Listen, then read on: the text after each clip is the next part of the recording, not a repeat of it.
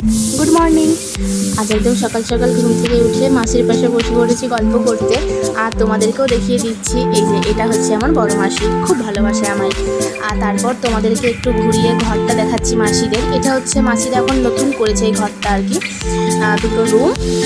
এটা হচ্ছে ডাইনিং আর একটা রান্নাঘর। তারপর বৌদি আমাকে একটু বড় দাদার ছেলের বিয়েতে যে অ্যালবামটা সেটা একটু দেখাচ্ছিল, কিন্তু আমাদের বিয়ে বাড়িতে আসা হয়নি, তো সেই জন্য আর কি। আর তারপর তোমাদেরকে নিয়ে চলে এসেছি একটু যেখানে মাসিদের চাষবাস করা হয়েছে আর কি, সবজি আর কি। তো সেগুলো আর কি দেখো, কত কত এখানে পেঁয়াজ লাগানো আছে। আমার এমনি দোকানের সবজির থেকে ঘরের মানে এই যে চাষ করা সবজি, এগুলোর মানে বেশি ভালো লাগে আর কি। তো যেমন এদিকে পাট শাক লাগানো হয়েছে, এগুলো হচ্ছে পাট শাক। আর পাট শাকটা খেতে এতটাই ভালো যে মানে তোমাদেরকে কী বলবো, সবজি দোকানে যে পাট শাকটা কেনা হয় সেটার থেকেও অনেক ভালো। আর তারপর আমি তো একটা পেঁয়াজ তুলে দেখেই নিলাম, বৌদিকে বলেই জিজ্ঞাসা করেই আমি তুলেছি আর কি। আর এদিকে দুটো টমেটো তুললাম, বেশ ভালো লাগছিল তুলতে আমার।